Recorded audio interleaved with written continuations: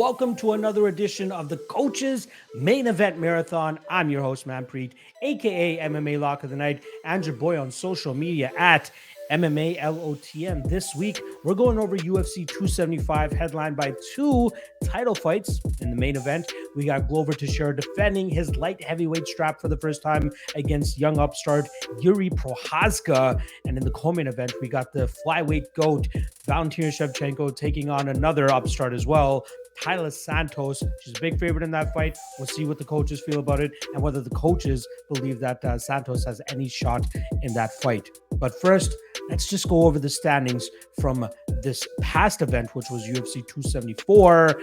And kicking things off, we got my guy Eric Nicksick in first place with $205.91.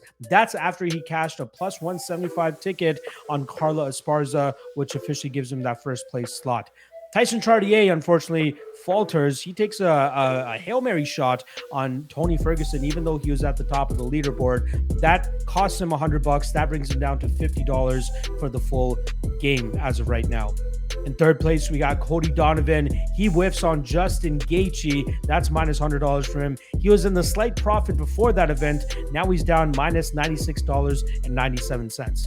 In fourth place, my guy James Krause also takes a shot on Justin Gaethje, comes up short there, and he's now down minus $97.50. In fifth place, Santino DeFranco takes the easy money here on Michael Chandler at minus 400. That adds $25 to his total now, slightly digging him out of the hole that he's currently in.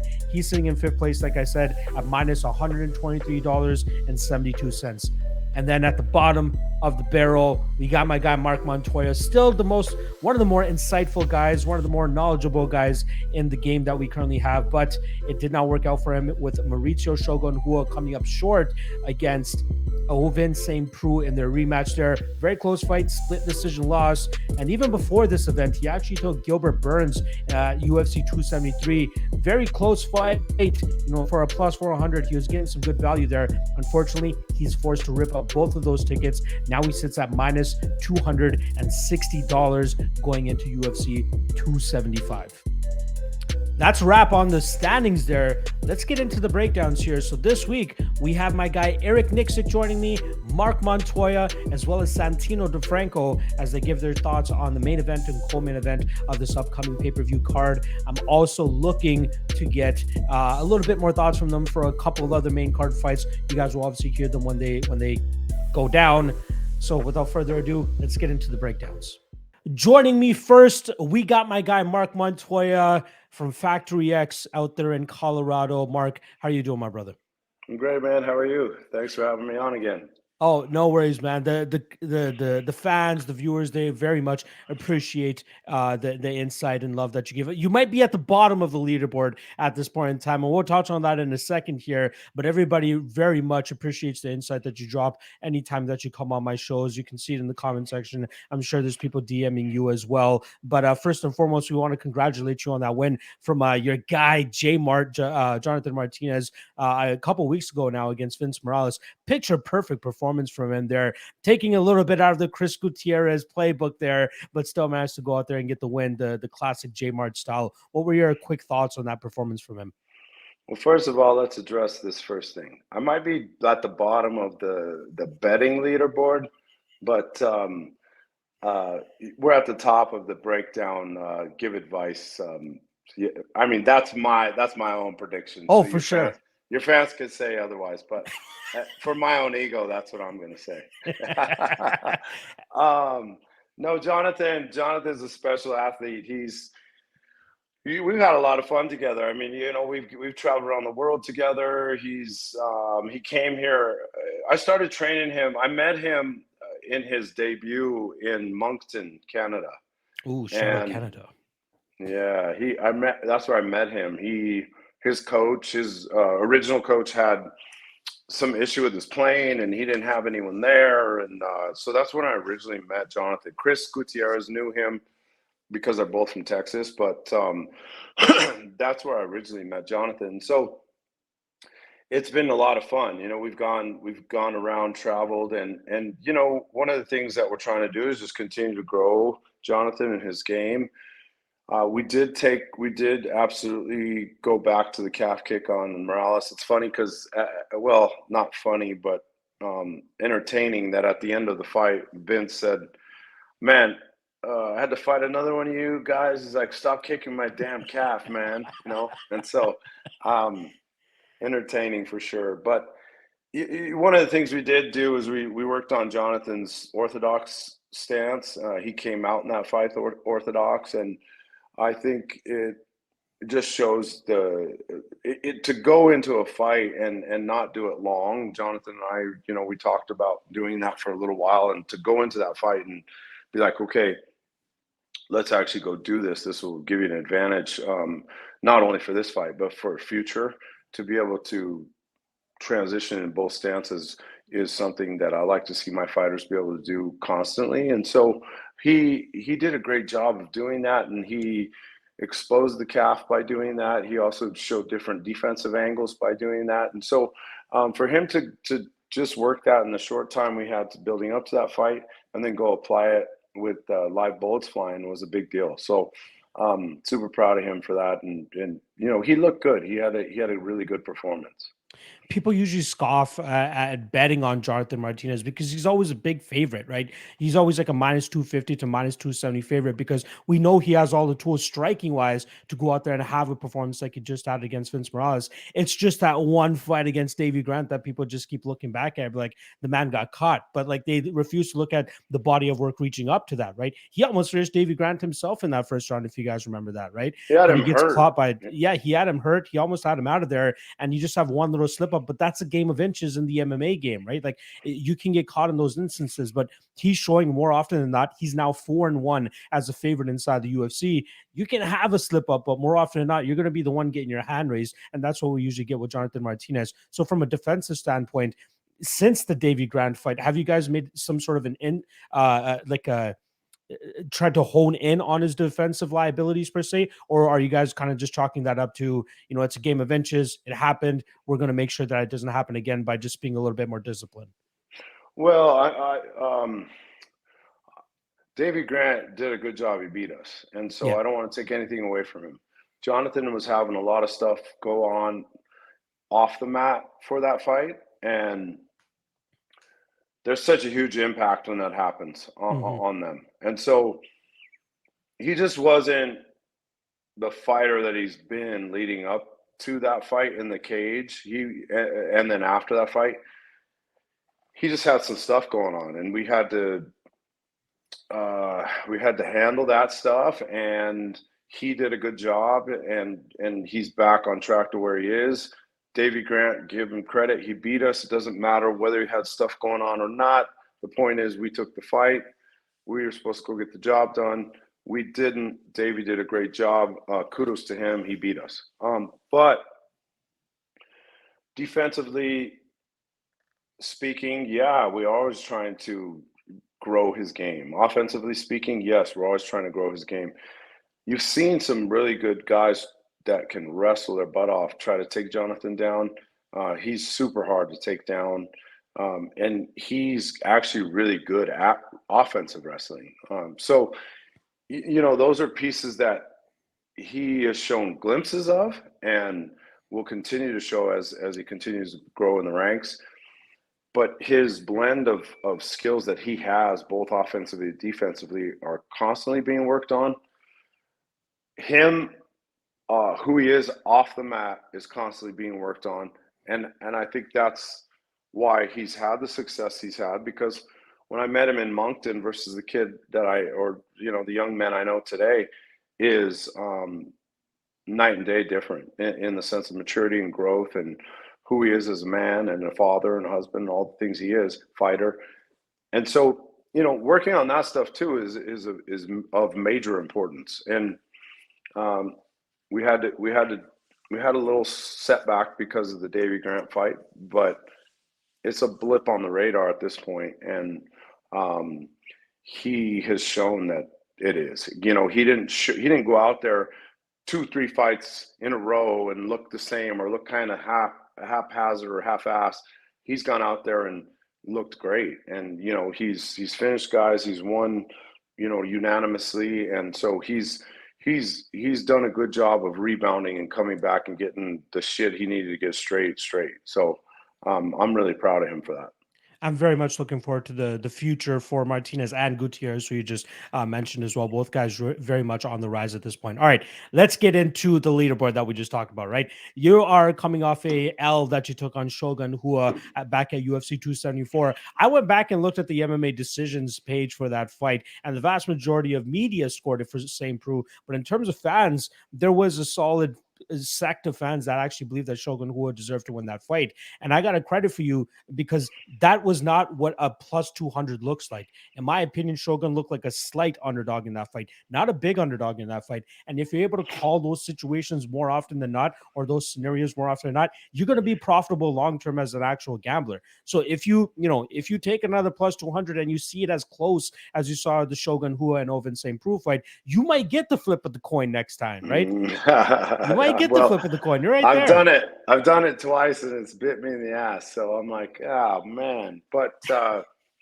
guys, don't go put your advice to work in training fighters. I don't know right now if you want to go put my advice in your bets. Today, I'm gonna make a safe ass bet today, okay? Because we'll get to that shortly. I need to climb back and be like, all right, bitches, I'm back. I took a couple chances, big risk, big reward. The big close reward fights, Mark. Close fights. Yeah. Gilbert Burns before that, very close fight against Khamzat Chimaev as a plus 400 underdog, and then now Shogun, who has a plus 200 underdog. Just by an inch, you almost got him, Mark. But before we get those two, I'd be flexing on. You'd be right at the top. Yeah, You'd be over your boy Eric Nicksick right now, who's holding the throne. But we'll see who he ends up going with when I interview him later on today. But before we get into the picks, though, let's break down the main event and co-main event for this upcoming weekend. We got two title fights on the docket at UFC 275. In the main event, we got the light heavyweight title on the line.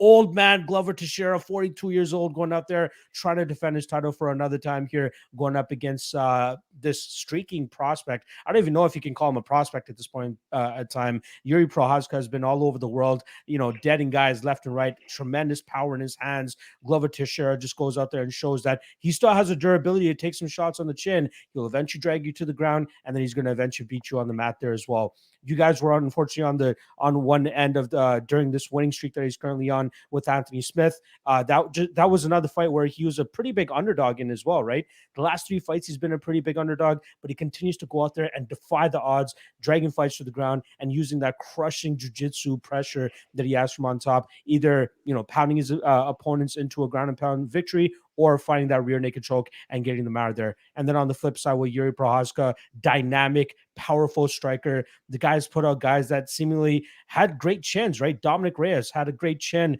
Yuri Prochazka cracked it and just put him out. Volkan Oezdemir, another guy, seemingly had a great chin. Prochazka lands on him as well, and he puts him out. Interestingly enough, Prochazka was the underdog in both of those fights as well. I believe a lot of people thought the technical advantages that those two opponents had over him would have prevailed. Prochazka's like, nah, dog, just watch out what I got for you coming. And then he was able to put those guys out. How do you think these two light heavyweights match up with each other? And then ultimately, who do you think leaves Singapore with the gold gold around their waist? Well, a very interesting fight. I look at this fight like the first two rounds are going to favor Yuri. The last three would favor Glover. I think you said, hey, Yuri potentially shouldn't be called a prospect. I think he's still a prospect, even though he's fighting for a title. I mean, it's hard to say where he's at. I mean, this fight gives us a better idea for sure of where he's at. He's very dynamic, absolutely has some striking power.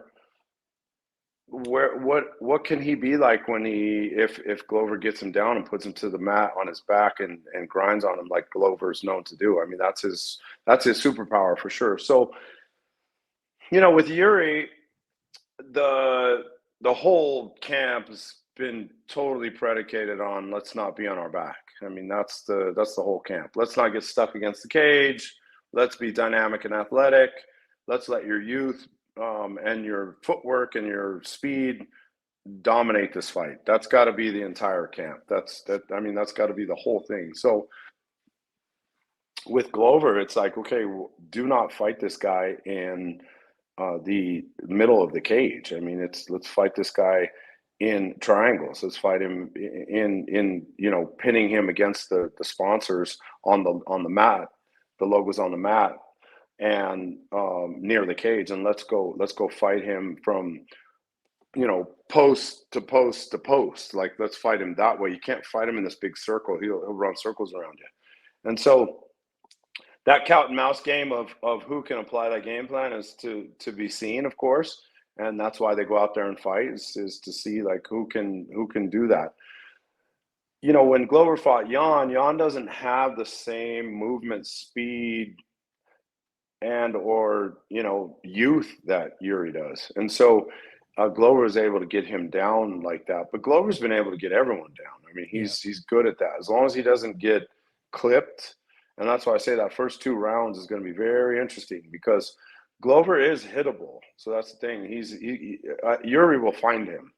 It's just, can Glover take away the speed and power and range early, so that he can then use that to essentially cook him and wear down his batteries, and then make him more flat-footed and respect the wrestling, and Glover finding a level change to anything up top, overhands, hooks, that kind of stuff, is absolutely set up for him because of Yuri's game plan of, let's not hit the mat, let's not get pushed against the cage, let's not get cooked on, let's not do that. So that does open up some of Glover's power, and he has power too. Glover has good power in an overhand and a left hook. So I could absolutely see them want to utilize that in trap setting Yuri, thinking the takedowns come over the top, that kind of stuff. I could for sure see that happening. So, sorry, Mark, before you continue, I would actually, if you don't mind sharing the game plan that you guys had prepared for Glover Teixeira when you guys fought him with Anthony Smith. I believe that was like mid 2020, like right after the UFC came back from their COVID era. That was just like pretty much in the middle of this run that Glover Teixeira is currently on. If you remember bits and pieces of the game plan that you guys had for that matchup, it would be great if you could share that as well. I think viewers would very much appreciate that. Well, the game plan is go look at the first 2 rounds. That was the game plan. It was, you guys were getting him. You guys were getting him there. It was working well. It was, to have good speed, good volume, good range, not stay set, and he's hittable, so find him. And so, that essentially was the game plan. Unfortunately, we ran out of little gas going into the rest of the rounds of that fight, and then ultimately it didn't end well for us. But the game plan, I think, is very similar to what Yuri's game plan would be, which is, don't stay when you're done striking, don't stay there. You need to exit on a defensive angle to refine an offensive attack. And I think if you make it that simple of strike, exit, restrike, exit, like that kind of angle, where he's always having to reset, repivot, that right there can bode very well for Yuri, given the fact that he's got really good movement, speed, and power, and his range. He's shown that he understands range well, and so that is the game plan for him. I don't think it takes a rocket scientist to know that. So it's just, if he doesn't get clipped, if Glover doesn't get clipped, he'll impose his will and take you out of long range and mid to short range you, and then he's very good there. He's very good at attacking and smothering, and he's good at being on top is a mother. So that's obviously the game plan. So my prediction is, if you were betting, my prediction is Yuri in the first 2 rounds, and if it goes 2.5 or longer, I think Glover gets that fight potentially. And so that's if I was going to go bet on that. I don't know, I'd bet on that fight straight up on wins losses. I'd bet like something on an over under in the sense of rounds. And so that's what I would look at there. Yeah, the widely available total right now is 1.5. So midway through the second round, you have to decide over or under. I'm actually going to take an alternate total myself and say 2.5. I think it does finish by the halfway point of the third round, whether it's Glover getting that takedown, getting that finish, because we've seen Prohaska get controlled by guys on the Risen regional scene. Mohamed Lawal, Brandon Halsey, I believe the guy was from Bellator as well, had a tremendous amount of success, but they just don't have the jiu-jitsu that Glover Teixeira has. That guy does very good in terms of, transitioning from one position to another, getting that full mount, getting that back and sinking in that choke. I just don't think that Prohaska has gone up against anything like that. So we do need a prediction, though. I get it. Violence is what you're expecting in this fight. You're expecting a finish from either side. Gun to your head now. You got Prohaska at minus 200. You got Glover Teixeira plus 170. Who are you taking here? I'm going to take my boy with his high guard up. Don't get clipped. Put him on his back. Do your freaking job. I'm taking Glover. With as much respect as possible, old men stick together, right? Is that where you got? You just fucking called me an old man. You know what I mean? Or you could, all those white hairs coming out again. What's going on here? I got one or two coming in right now. I'm just about to hit 31 in a couple months here. So I'm a I got fight the coach. Sorry? I'm a fight coach. I'm a fight coach, and I'm almost 50. So Ooh. I got some freaking white hairs. For in sure, there, for sure. You got some wisdom in there. All right, co-main event. Let's get to the women's flyweight title here. You got Valentina Shevchenko trying to continue her run into GOAT status here. She's taking on, in my opinion, her toughest test since she went up against Joanna Jacek a couple years ago. She's going up against Tyler Santos, but as you would suspect, Valentina Shevchenko heavy chalk here at minus 630. That implies she wins this fight 86% of the time. Plus 450 to return on Tyler Santos, indicating 18% implied odds that she wins this fight. What's your take on this fight? Do you think Valentina cruises once again, or do you think that Santos actually gives her a fight that she's not expecting?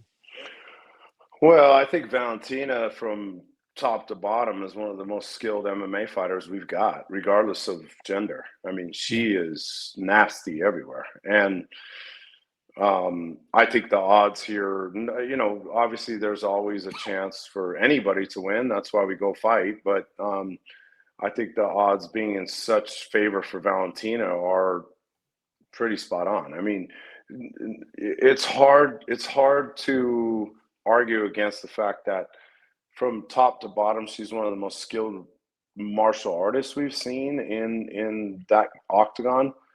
It's hard to argue that she's not going to go out there and showcase that stuff again. And, Valentina is so good at, if she wants to, blending. Like, she can wrestle off her striking, really well. And off her back, she's a mother keeping there. She does a good job getting up. And so she's very dynamic. She has power. I mean, I think Valentina finishes this fight in the first, I'm gonna say, 2 rounds. Wow. Big statement there for my guy, Marc Montoya. But I get it. How can you go up against Valentina, especially the run that she's been on? And she's starting to finish these girls as well. She's not cruising past them anymore like she was against Jennifer Maia. She's getting that crucifix position. She's battering these women on the ground and getting that finish. I guess we'll see it once again if it goes as my guy, Mr. Montoya, says as well. Well, I think her mentality's changed. I don't think her mentality is to go win these fights anymore. I think her mentality is, how fast can I finish these women? Yeah. I want to make statements. And she's It's legacy mean. now. It's legacy Yeah. now. People want to remember her as, like, even Khabib, right? Like earlier in his UFC career, he's just laying on these guys. And, I mean that just from a viewer's perspective, we know he's always trying to work for a finish, but you see him even working harder later on in his UFC career to get those finishes to cement his legacy. It's almost the opposite with John Jones, though, right? Remember during that run when he won the title, he was just dismantling dudes left and right, and then it started to taper off later on in his career. But it is what it is. Well, we'll see how Valentina does this weekend. But the thing is about Valentina is she is a consummate mixed martial artist in the sense of learning. Yeah. She's constantly growing and learning, and super respectful, and doesn't care who's giving her tips or instructions. She'll learn from them. Like, that's her mentality. I see her. I spoke to her before. I've seen her train. She goes hard as shit, and I love it. She doesn't really have she doesn't have a reverse button in her system. I mean, she's nasty. So and she's not just a good striker. That's the other thing. She's very well-rounded. That's why I say she's one of the best mixed martial artists we've got in that octagon, and from top to bottom. There's you could argue a bunch of other stuff, but I'm saying in full mixed martial arts, she is well put together. And so, Absolute savage. yeah, and so I think it'll showcase itself again come this weekend. Perfect. All right. Now let's get to your pick on the main card. Let's try to dig you out of this hole, Mark. Out of you said you're going to go with the safer pick compared to the underdogs you've been going with. Personally, from my perspective, as somebody who's studied this entire card, I believe there's 9 out of 12 underdogs on this card that are very live to win this. And now you want to go with the safe pick. Let's see who you end up going with. You're trying to bait me. You're trying to bait me in because you want to see how deep I can dig a hole and be at the bottom. Be like, man, there's no more light above me. I can't even see the light. It's dark as shit down here. I've got a safe bet option. I could go Valentina all day, and you would win $15 if she wins. Whatever. I mean, I would win. A dub is a dub. It's a W. A split decision is still a W. Okay. The other one that I thought about and I've looked at actually is Joanna. Plus 145 for Ioana Jędrzejczyk. I'm a big fan of Joanna, but Zhang is shown to be pretty nasty. So that's why I'm like, if I would have won the last one, I'd probably put it down on Joanna, no problem. I'd be like, let's go. But I'm a little scared over here, a little PTSD, I think maybe. You got July, August, September, October, November, December. You got 6 events after this one to make up ground. So it's up to you if you want to play it risky again with the underdog or try to just take an easy W this weekend and see next month if you can come up with a better underdog. I think no pressure. I think what would Clint do? This week, Mark, what would Clint do? And channel your inner Clint. I mean, now you're getting crazy. Now you're getting crazy. I'll be like, dog, what would you do? You know? He's just looking at me like, dumbass, just make a freaking prediction. You got shit to do. The ego in me wants to go and take Joanna, but the realist in me, since I'm looking up at all my compadres right now, I'm taking Valentina. You guys can go fuck yourself, say that I chickened out. But I didn't, actually, because I took two underdogs, and they've totally smashed me in the face. And now I got PTSD, and I can't even fucking handle it anymore. We're going Valentina. Is that correct? Yeah, let's go. That's what we're doing. All right. Easy money for my guy, Marc Montoya. Little does he know that I have a slight little bet on Taila Santos this weekend, as I do think she could pull off an upset here. Maybe not to the extent of making her even money here against Valentina Shevchenko, but plus 400. I got to take a little bit of a shot. But my guy, Marc Montoya, wants to go with the safe money, and I can't blame him. Like you said, PTSD a little bit from taking 2 straight hours here. Let's see if you can get back on the winning track this coming weekend. Mark, as always, I truly appreciate your time. I know you're a busy man, but I love hearing from you. The fans love hearing from you as well. You're one of the best minds in the game, hence why I very much seek you out for the show. Anything you want to say on the back end here, my friend? Just want to thank you, man, for your time. You're killing it. Love hearing your breakdowns, and maybe I can get a W this weekend. That'd be nice. W. Fingers crossed for you. Fingers crossed. As always, Mark, thank you, and I'll catch you in, I believe it's going to be August the next time I speak to you. Good luck with any of the fights that you got coming up, and yeah, good luck with Valentina this weekend as well, my friend. Appreciate it. Good to talk to you guys. Have a good one. Next up, we got my guy from sunny Arizona showing off his backyard here. We got my guy Santino DeFranco representing Fight Ready and Siege MMA. Santino, what's going on, my brother?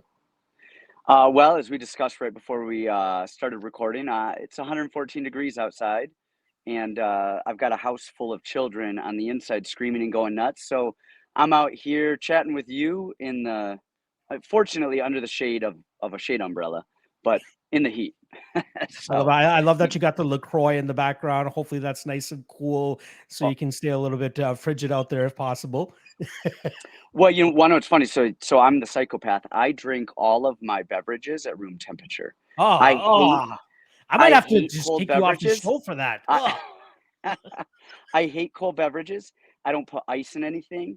And even Wow. if I drink soda or the LaCroix, mine stays on the counter and my wife puts hers in the refrigerator. Ice and everything for me, like water, maybe not milk. I can't remember the last time I drank milk, to be honest, but any type of beverage, give me water. Otherwise, I more than likely will not drink it. Like I bought a water bottle for the movie theater last night, and it was room temperature. I took like 2 sips out of it. That was it. Oh, that's all. So I hate water as well. So I hate water. So I only drink water if I'm chugging it. So I'm chugging it. I don't want it So, cold. I want it just consumable. how about when you're training? Like when you're training the guys and stuff, what do you sip on? You must have some sort of hydration. I am not kidding when I say so. Two things: either nothing, I'm the worst. I drink nothing, or coffee. I will be Wow. training. I'm not kidding, and I will drink coffee like all day long. That's all And I not drink even is iced coffee. coffee. It's just going to be like hot coffee, Yeah, probably. it's hot coffee. It's an Americano or just a drip black coffee. You are an absolute psychopath and a half, my friend, but I'm glad to call you my friend to begin with. All right, let's get into the fun part of this stuff here. So we'll go over the leaderboard real quick. You are sitting just above the bottom. You're just above Marc Montoya, who is actually the coach that we spoke to prior on this episode. And on your last outing at UFC 274, you took the easy way out. You took Michael Chandler minus 400. You're like, you know what? Let me just get a dub. I don't really feel too confident about anything else on the card. You came out on the winning side there. What were your quick thoughts on Michael Chandler's performance over Tony Ferguson that night? Man, I thought he actually. I was worried about that for a little Yes. bit. That first round, he got hurt. You know, it was Yep. like, dude, that's kind of his MO at this point. He's taking in Glover's footsteps. So like, get Yeah. hurt, freak people out, fall down, and then find the win somehow. So man, yeah, that one scared me a little bit. But that front kick knockout was one of the gnarliest things I've ever seen in my life. Oh, So insane. gosh, that was beautiful. But Chandler himself, I mean, he's up there in age, 35, 36, something like that. So his chin's not going to get any better. So I think, man, he tests that thing a couple more times, and I think that might be a wrap for him. Especially after the 15-minute war he went with Justin Gaethje just to fight prior to that. You Yep. gotta believe like the meter is ticking on his chin, and it's probably gonna go lights out in his next one, depending on who his opponent is. Exactly. Yep. That's a hard one. That's a hard one, man. Like we don't get second chances on our chin. No. For sure. All right. So, like I said, you're sitting right now in 5th place, minus $123.72. But again, we still got 7 more events to go through for this entire competition. So, plenty of time for you to dig yourself out of that hole and get back into the top 3. I believe you were within the top 3 at a certain point in this competition. I know you want to get back there, and hopefully we can do it with this coming weekend. But first, we got 2 fights to break down for the fans here. Starting off with the main event for the light heavyweight strap, we got Yuri Prochazka coming in at minus 200 as the challenger, taking on old man 42-year-old Glover Teixeira at plus 170. He's looking to defend his belt for the first time since capturing it back in October of last year when he defeated Jan Blachowicz. Now, obviously, we got to talk about the elephant in the room. Mr. Yuri Prochazka did spend some time with you guys down there in Arizona. I don't think it was as much as people are making it out to be, right? If you can clarify for a lot of the viewers here, how long was he actually at the gym, and how impactful do you actually think that time that he spent with you guys was? I mean, he was only here for a couple weeks. I mean, gosh, I forget if it was 2, 3 weeks. I only worked with him a couple times. He jumped into a couple classes, but it wasn't like he was here running camp, doing anything, really focusing. He was just kind of getting some work in, and but yeah, I think our influence on him is negligible, except for the fact that whenever you go anywhere, you're gonna pick up little details and some tricks, and maybe he picked up a couple details and some tricks, and hopefully he picks something up from us and it stuck with him, and maybe it helps him, maybe it doesn't. In terms of how it came together, are you aware of how it came together and what the initial plan was, or was his plan always to come by for like 2 or 3 weeks, get a little bit of work and get out of there? Yeah, I think that was his plan. I think he was just coming in for a few weeks to get a little bit of work before he went to Singapore for, I forget if they did camp in Singapore or if they did camp in Thailand. But with all the COVID stuff and the fight being in Singapore, I think we kind of knew that he was not going to be doing camp, with us or anything. I think he was just stopping by. Fight Ready seems to be a little bit of the celebrity camp at this point in time, right? Like you guys got the former champs rolling through. You got Davison, obviously, who picked up his title once again. You guys had Wiley Zhang for her last fight as well. Like, what's your opinion on that type of perception that the gym is starting to build for itself? Do you see it as negative or do you see it as positive? I mean, neither. That's a Henry thing. Henry Cejudo brings these guys in. Yeah. Me and Eddie Cha and Angel Cejudo, we're the other coaches over there. We're running our fight team, and sometimes people want to come in. Like we just got a couple other guys that are running camp with us now, and guys in the UFC, and people. It's kind of like two divisions, like the fight team, and do people want regular UFC fighters, and people want to come here and just move here and run camp here and train with us, like Eric Anders did, and a few others, or Calvin. yeah, exactly. Calvin moved here. Or is it people just coming in to run camp and super camps? And that's kind of the super camps is kind of Henry's thing and Eric Alberison's thing. And, Eddie and I are involved in them somewhat, but a lot of them are just coming and going with Henry. Perfect. So. Now, let's get into this matchup here. Obviously, Yuri trying to take that gold off of Glover Teixeira's waist here. How do you think these guys match up against each other, and ultimately, who do you think comes out with the gold around the waist come Saturday night, or I guess it's Sunday morning in Singapore? I believe they're 12 Yeah. hours ahead of the East Coast time here. So, who do you think comes out the victor after breaking down the fight? Well, so it's funny that we're not breaking down Glover Teixeira and Jiri. Like the two of them are almost irrelevant in this equation at all. What this fight is about is Glover Teixeira's chin and father time. And if Glover can withstand a couple punches from Jiri and just not just get starched early, I mean, I think this is his fight. I think his takedowns are unbelievable. His cage work, his takedowns, his ground game, they're just second to none right now. But he is not slow, or I mean, sorry, he's not fast. He's very slow standing. He gets hit a lot and he gets rocked a lot. And Jiri has such a weird off balance, off rhythm style. His striking, he almost looks like he's dancing and ice skating at the same time as fighting, and just this off rhythm, really unorthodox striking, but effective. But Yuri gets hit probably a little bit more than he should too. And in Glover's last fight, I thought Glover looked great standing against Jan Blachowicz. I can't even, whatever. Blachowicz. Yeah, You nailed it. You nailed it. I can't say anybody's name. You guys should all know this by now. Like I can't. This is probably speak the names. worst sport to be involved with if you Oh my can't gosh. pronounce names. It's hard for me. So anyway, but against Yan, I thought Yan was really good. I thought Yan was going to win. I thought Yan was going to win because I thought his striking was going to be good enough to beat him up, and I thought his wrestling and wrestling defense was going to be good enough to stifle a lot of Glover stuff. I was 100% wrong on that. I mean, that was just wild to see that fight play out. I think Yuri, the thing with that is we saw with Dominic Reyes, the two of them clinched in the first round. And it wasn't like Dominic was trying to shoot or trying to clinch or trying to grab him. Just these things happen sometimes in MMA, and they kind of clinched, and Dominic just kind of grabbed a body lock and fell, and Yuri fell over, and Dominic was on top of him.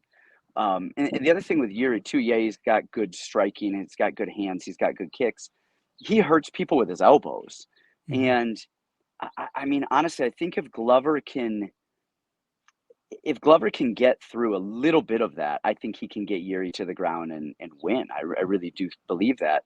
It's just, can he get inside and grab him before he gets punched in the face? And if he does get punched in the face, how does his chin hold up, as it goes? I'm leaning Glover here. I'm leaning Glover. But, if this is one of those fights where, of course, so, I mean, we're talking about fights, we're breaking stuff down. But a lot of times you and I both, we're talking about odds and we're talking about money. We're talking about gambling. Yeah. So on a gambling perspective, on just a fight breakdown perspective, I'm leaning Glover. I think he wins it, yada, yada. On a gambling perspective, I think bet this fight live. And if Glover can get through that first couple minutes or it gets through to, after round one, you're going to know how this fight is. If it gets through round one, bet the fight, because you're going to know exactly how it's going to play out after round one. So get your phone ready, get your computer ready, have whatever site up and ready, and have your bets in. And then after round one, I think live bets are a solid way to figure this out, to see if Glover's chin holds up, if it makes it that long.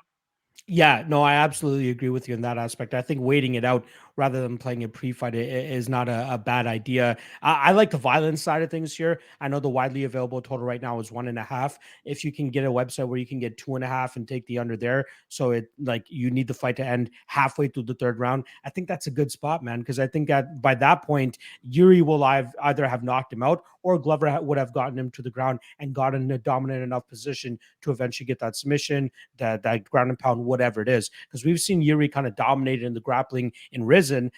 Luckily for him, though, those guys just didn't have as good jiu-jitsu as what Yuri's going to be dealing with this weekend with Glover Teixeira. And Glover, man, he glides on top when he's on top with these guys, right? He has very good pressure. He doesn't give you any space to really move. And then he's able to like pass into half guard, side control, full mount. And before you know it, he has your neck and you're tapping out. So yeah, I'm glad that you're kind of seeing it the similar way to me as well. It's one or the other. Very tough to choose a side, but violence, I think, is probably going to be the way to go.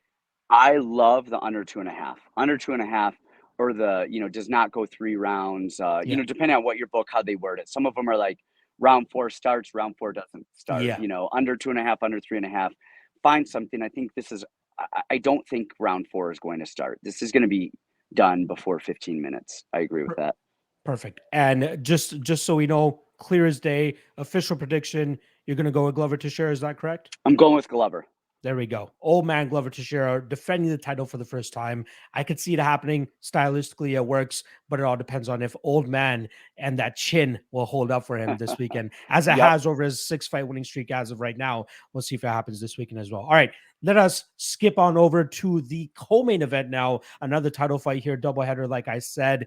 Flyweight queen Valentina Shevchenko takes on another rising challenger here in Taila Santos. In terms of odds, we're obviously looking at heavy chalk on Shevchenko at -630, plus 450 the return on Taila Santos.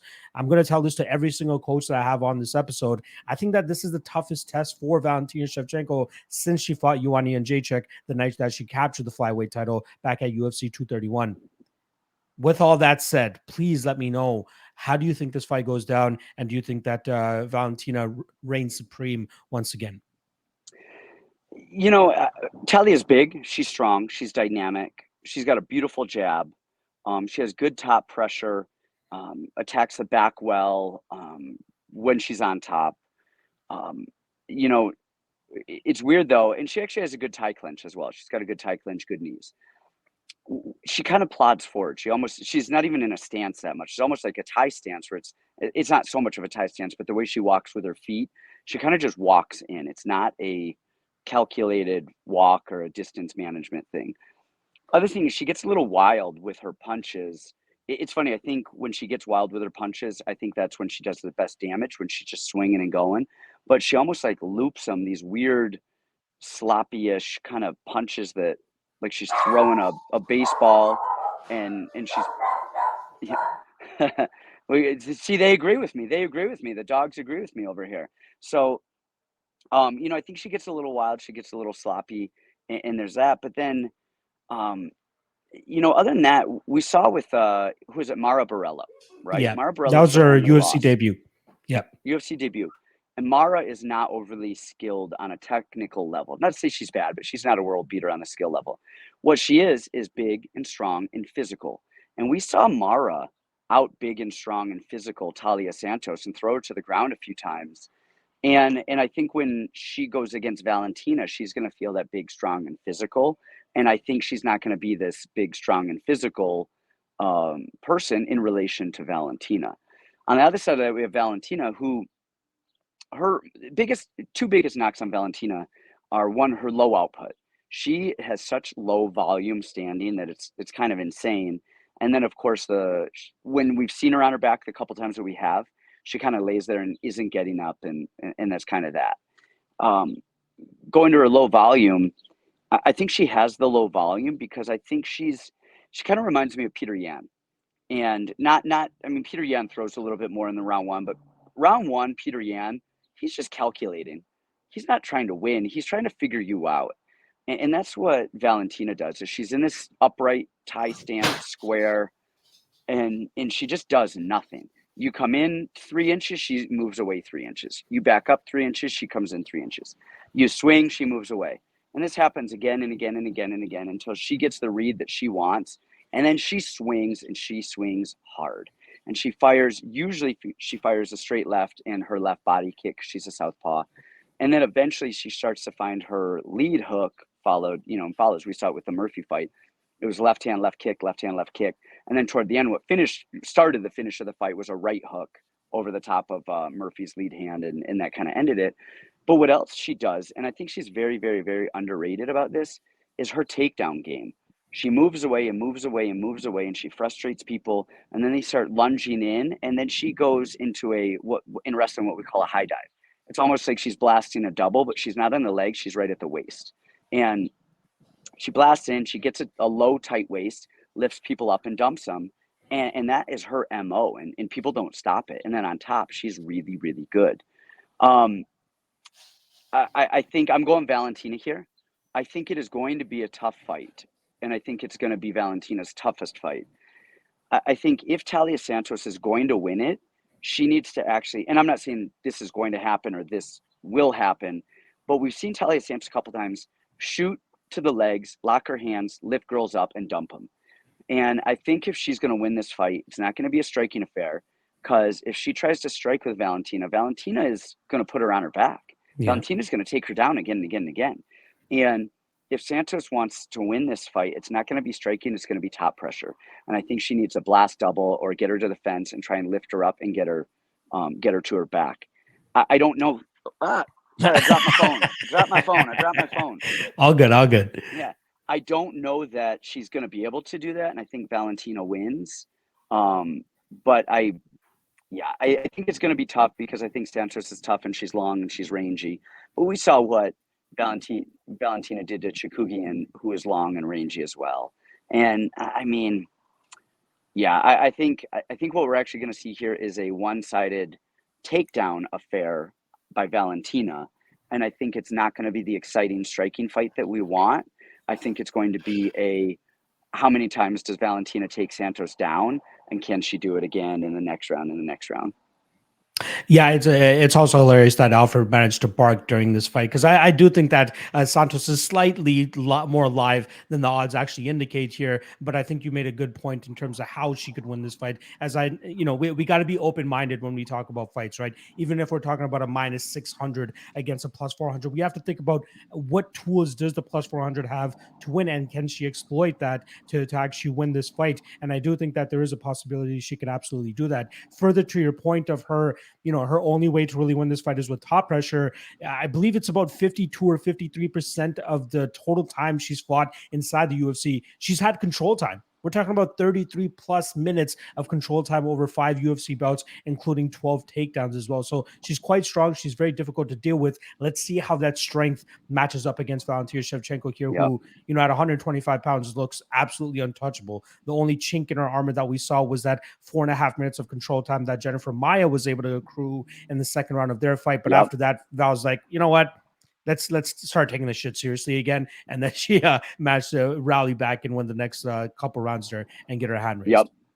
Yeah, exactly. And the thing though is Talia, she's gotten a lot of top control time, but look at who she's fighting. She is not fighting girls. One, she's not fighting big, strong, physical girls, and she's not fighting good wrestlers. When we did see her fight a good, strong, physical girl, she was the one who was on her back against Mara Vitello. Exactly. All right. So official prediction. Are we going and still ×2? Is that what's happening? And still ×2, man. And still ×2. And then on the Valentina, depending on the odds, look for something long. If you like over 2.5, over 3, over 3.5, you're probably not going to get amazing odds on that, but it might be something to throw in on a parlay that you feel pretty confident about to juice up your odds a little bit? Yeah, so the widely available total right now is 3.5, and the over 3.5 currently sits at -165. If you see it going the full 25 minutes, you're going to get -120. So not too shabby of odds because, yeah, Valentina has been finishing the last couple opponents she's going up against. I just think that Tala Santos has a little bit more to offer, and at least in terms of resistance, and we could see this go the full 25 minutes if possible. Yeah, for what those odds that you just said, over 3.5 at 165, or it goes the distance at 125. Do over 165, you guys. That's a solid play right there. Absolutely. All right. Now let us get to the fun part of the show. Let's get to the leaderboard. Let's try to get my guy Santino up a couple notches back into the top 3. Like I said, last time he cashed on Michael Chandler at -400, took the easy route.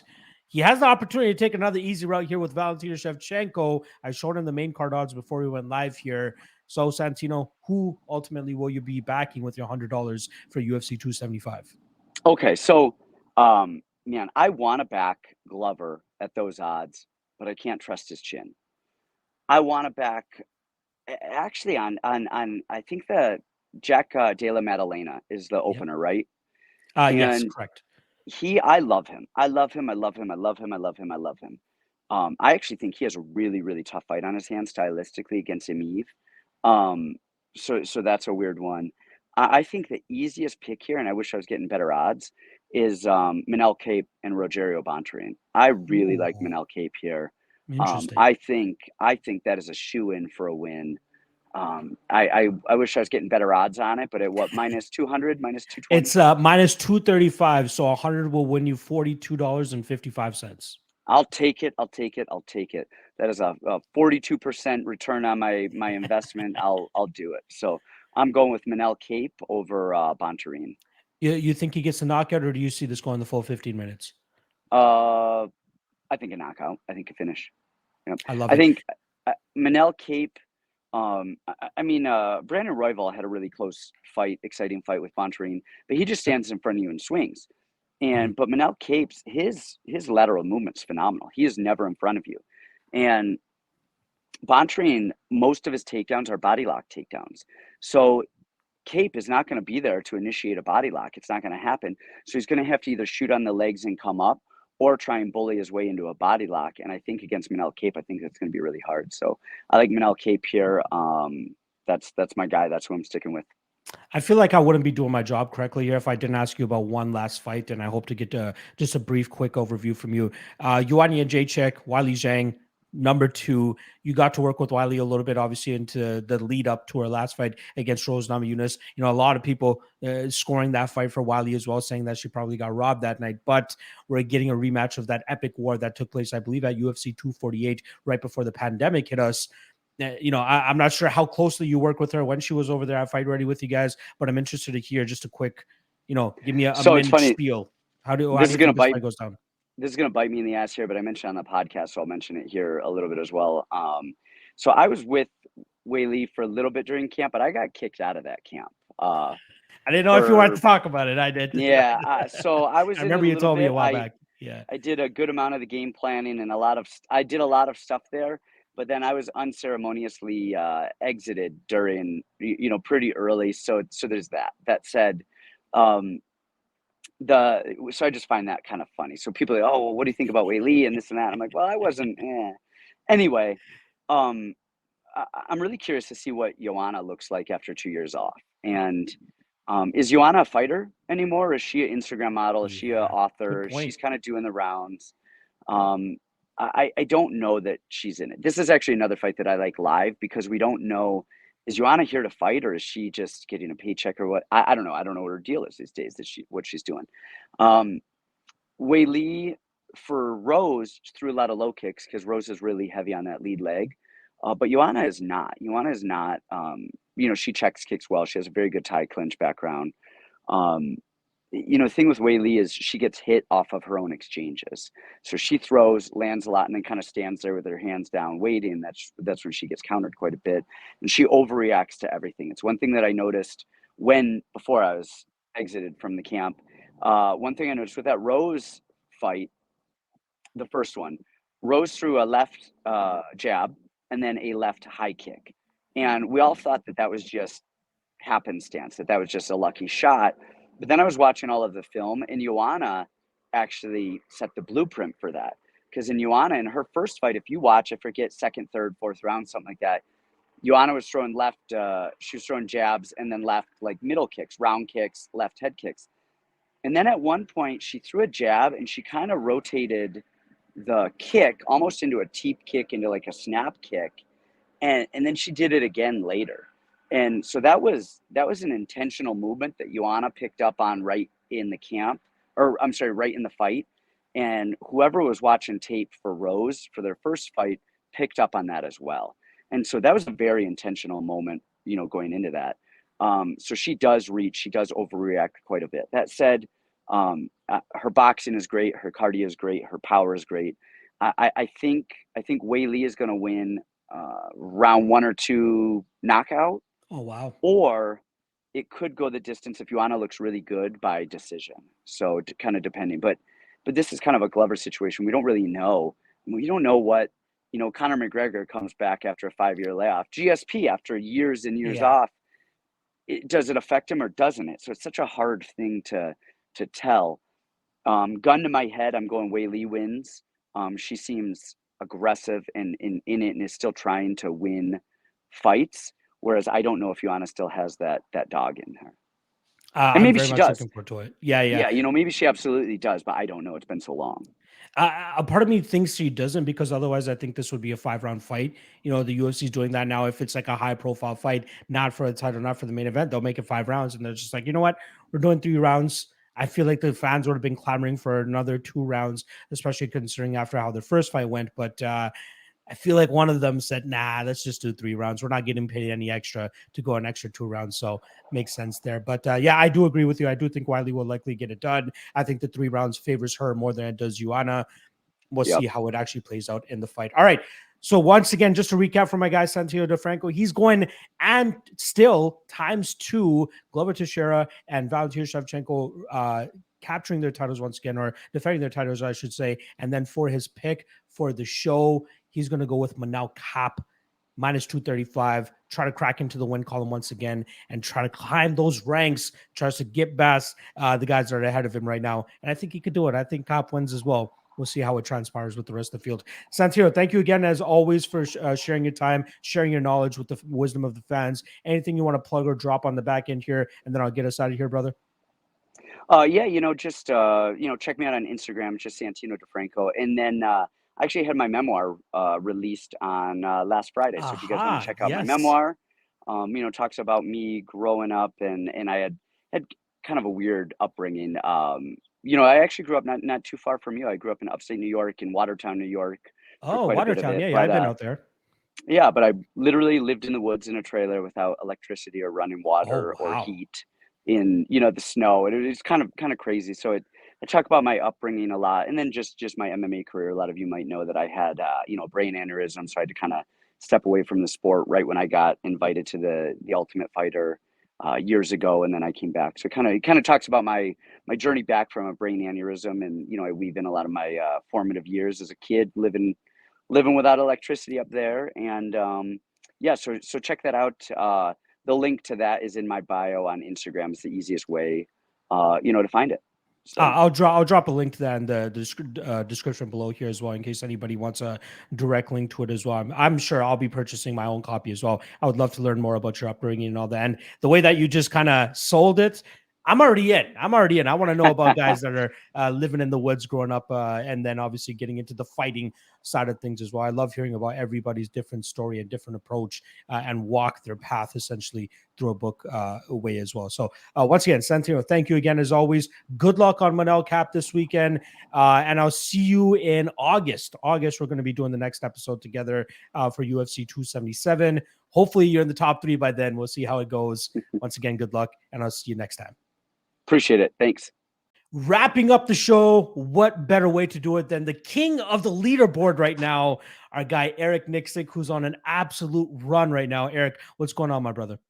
Nothing much, my man. Good to see you. I love these videos, man, because all week long I just think about how I could beat Tyson.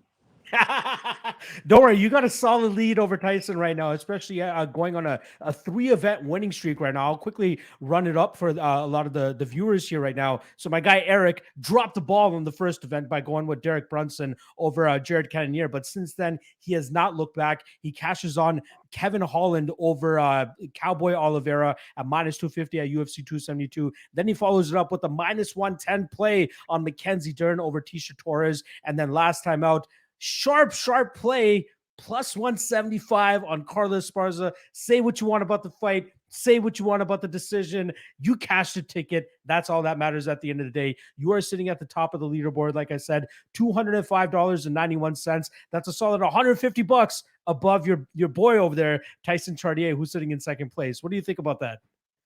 Man, it's I gotta beat Tyson, bro. And Krause. Where's Krause out on that board?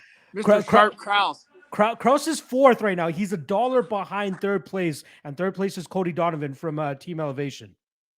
Man, Krause is the sharpest better I know. So as long as I beat James Krause and Tyson, I feel good. That's a dub. That's a dub, right? Actually, but before we get into the breakdowns here of the main event and co-main event, what were your thoughts on that Carla Esparza fight? Did you have anything? Did you think she won? Like, there's really nothing to judge, right? There was there's a small amounts of action in that fight, but I'd love to hear your quick thoughts on that. I think frustration all around. For me on the Rose camp, I just felt like when she was able to defend those takedowns, or not necessarily defend them, but get right back up. It really went to show you that, hey, you should have let your hands go a little bit more. And then furthermore, man, she flipped the script on her and took her down in the 5th round herself. So I think she should just have more confidence in her ground game, which in turn should have gave her more confidence in her striking. And then Carla, I think, did just enough, man. She did just enough to win. And I think in the off season for Carla, working on blending her striking in with her level changes and pot shotting and scoring those offbeat rhythm strikes that you can get being a good wrestler. Feint level change, stab a jab. So keep her kind of guessing on the up-down stuff. So I think she works on some of those things in the offseason, and we'll see a better Carla Esparza. And I think, Rose will bounce back quick as well. I think you nailed it in regards to Rose. Should have had more confidence in her striking, considering how easily she was able to get back to her feet whenever she did get taken down by Carla in those spots. And I think that's why we had large amounts of inactivity in that fight, is because Rose was just a little bit too hesitant to engage in that spot. Regardless, she loses the fight. Hopefully it lights a fire under her ass when she comes back. She'll more than likely get a rematch in the next fight or two, and we'll see how that one goes down. All right. We are talking about UFC 275, and in particular, the main event and co-main event. We got a double title fight here. In the main event, we'll go over that first. Light heavyweight fight. Old man, 42-year-old Glover Teixeira trying to defend the strap here against young upstart Yuri Prochazka. In terms of odds, we got -200 on the challenger, and nothing new for Glover Teixeira as he continues to be the underdog in all of his fights. +170 is the return on him. How do you think these guys match up with one another? And ultimately, who do you think leaves Singapore with the strap around their waist?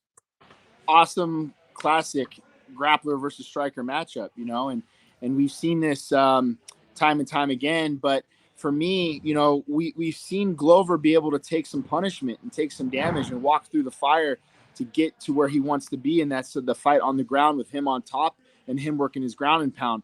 And then we see Jiri, where he's super unorthodox, man, and some of the things that he throws and the angles that he throws it at come from a way where it's very hard to train for. It's very hard to get somebody in there to kind of give you that look like he might present.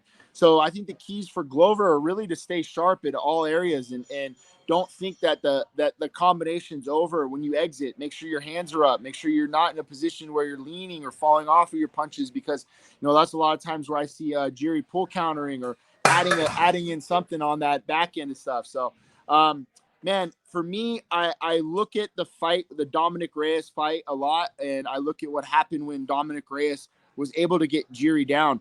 And I was actually able to break down that film with Dom himself. Dom and I sat and watched the tape together.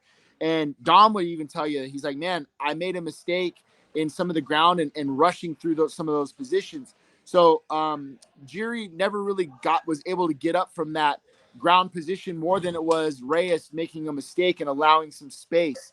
And when you look at that position, I don't see Glover making those mistakes on the ground. I see Glover really cooking that position and wearing on that top side and inflicting a lot of damage on that in the ground and pound department to make, I think, this fight a grimy, maybe slow the pace down and find a submission deep in around, maybe end of round 1, somewhere in that round 2 area. Man, I just got to go with the veteran. He's on a roll. He's grimy. He's in there finding ways to finish fights. And, God bless him. He's 42 years old, but the guy's only getting better. Yeah. He's aging like wine at this point in time. And that's the thing, like the light heavyweights and heavyweights, they can get away with that, right? You see most of the champions there, or even the guys at the top of the division, they're in the, later 30s, early 40s of their career, because that's where, you can still perform at your best. Whereas, the lighter weight classes, you got to have your reflexes, you got to have your speed and all that type of stuff, right? So I think that's why we see Glover Teixeira actually thriving in the situation that he's in. So the prediction is Glover Teixeira, correct? I'm gonna go with Glover, man. I like the dog money on that. I think there's value there. I think the one thing that has really been the unknown to me has been Jiri's ground game. And I think when you look at a guy who can neutralize somebody and get on top and cook that position, I think has some of the best MMA grappling in the game right now, and that's Glover Teixeira. I'm gonna go with the guy who can neutralize the striking by putting a man on his back, and that's Glover Teixeira. So I gotta go with Glover. Before we move on to the co-main event here, you gave me a glimpse of who I think is going to be the future light heavyweight champion. He's actually training in your gym at this point in time, Magomed Ankalaev. He obviously has a fight coming up with Anthony Smith in the next month or two. How do you see Magomed actually matching up against, let's just say, Glover, right? You think Glover comes out as a winner here? If he goes out there and handles business against Anthony Smith soon, you got to think that fight is likely next. How do you think he matches up with that crushing BJJ style of Glover Teixeira? Yeah, very good, man. And I see Ankalaev in here every day for camp when he's here. But, I think his ground game is very underrated in what we're able to see him do and accomplish. He's got a lot of work to do, man. He's got a big task in front of him and Anthony Smith. And, I think if I'm Anthony Smith in his camp, I'm looking to incorporate some of the grappling. So I think we're going to see right away what Ankalaev's grappling looks like versus a guy like Anthony Smith. And if he's able to get over that hurdle, then I think that focus then now will center on the winner out of the Glover-Jiri fight. I think that's exactly what's going to happen. I love it. All right, let's move on to the co-main event here. Flyweight strap on the line. The flyweight GOAT, I guess we can call her at this point in time, Valentina Shevchenko, coming in as a minus 630 favorite. She's going up against Taila Santos as a plus 450 underdog. How do you think that this might matches up? Do you think Valentina cruises once again, or do you think that Santos actually provides some resistance here and makes it tougher for her? Man, it's just so hard for me to envision a way for Valentina to lose. She is like the Kobe Bryant of MMA. Just finds ways to become better, no matter what. Her work ethic, her attitude towards the sport, the way she takes care of her body. She's the consummate professional, man, and a champion for a reason. I think barring some injury or something crazy to happen, I just see Valentina just doing whatever the hell she wants to do in this fight and steamrolls again. It's very hard for anybody, I think, to go against Valentina. Do you think, like, at this point in her career, she's going out there and getting finishes, right? She's taking these girls down. She's getting that crucifix position, and she's just a rock in that position where people are just not able to get her off. Do you envision another finisher for her here, or do you think this goes the full 25? Well, I know Santos is durable. I think she's very tough. I think, she's probably one of those girls that later on down the line, when Valentina decides to hang it up, is going to be in that championship talk right away. And to me, like, what I love so much about Valentina, she has this like GSP effect to her. And what I mean by that is, you remember when St. Pierre was on his prime, if he was fighting Josh Koscheck, and Josh Koscheck was the better wrestler on paper, okay, I'm going to come out and out wrestle you. I'm going to beat you at your own game. Okay, Thiago Alves, you're the better striker. I'm going to show you how I'm a better striker. Yeah. Nick Diaz, I'm going to beat you at whatever you're great at. And she has that kind of swagger and confidence to her that I think is just so freaking awesome, man. And I see her going out and doing whatever the hell she wants. But she's a very smart fighter, and whatever opening that she sees and that path to victory, she takes that path, and that's what makes her so great.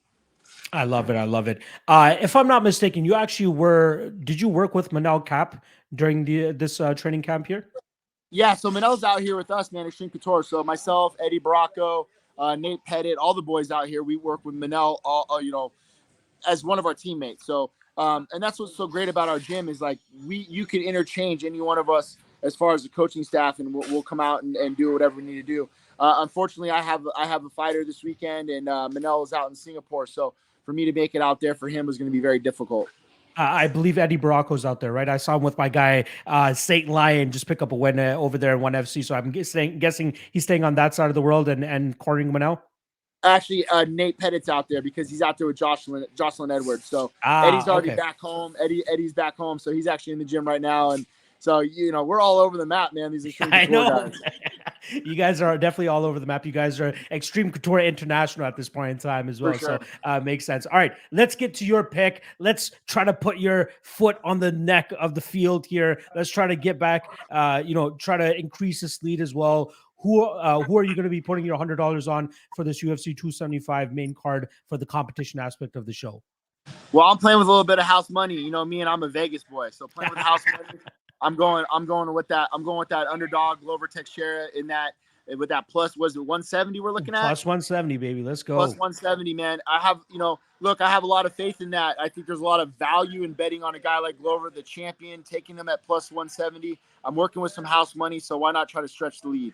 I love it. I love the mentality and the Vegas boy, just, going with the underdogs. I love it. I love it. Before I let you out of here, Eric, like you said, you guys are all over the world. You guys have fighters fighting on almost every single card.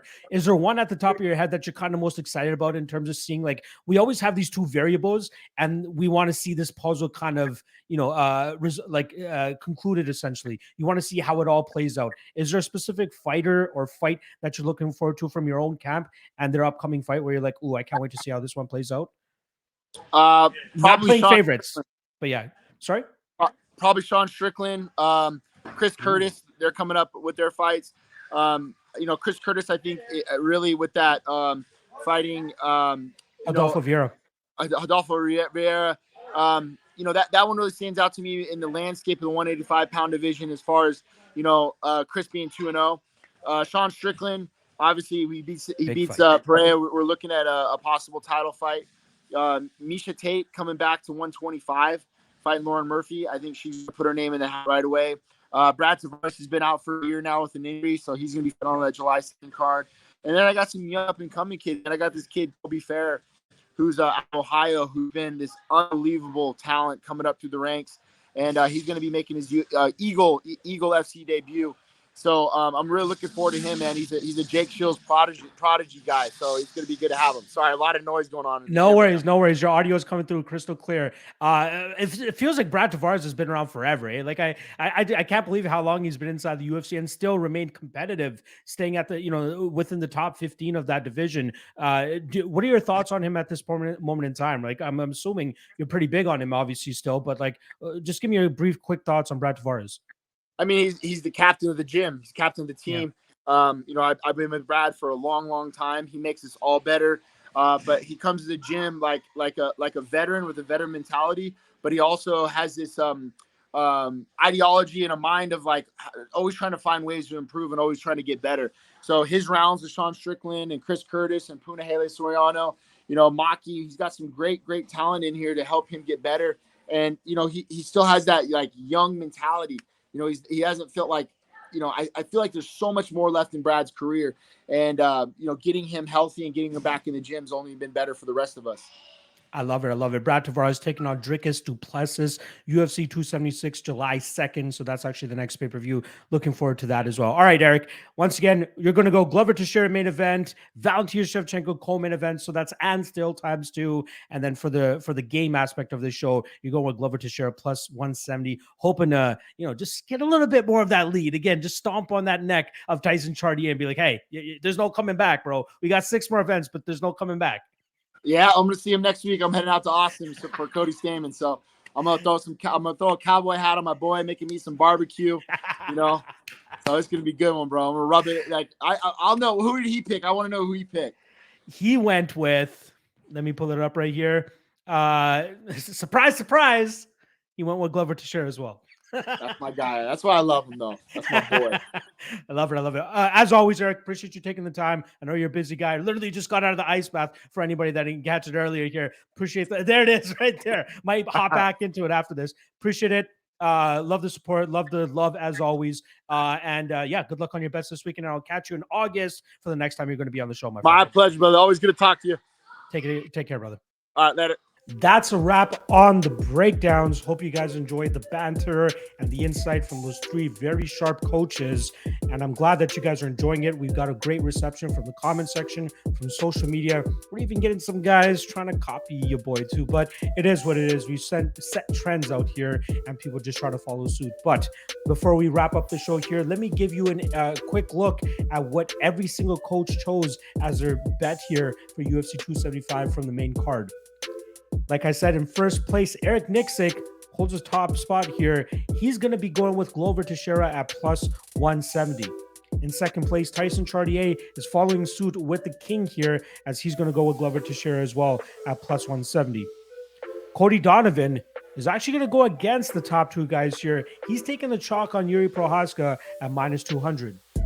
James Krause is looking to cash a bit of a sharp play here on Jack Della Maddalena at minus 160, thinking that he can topple the toughest opponent of his career to date.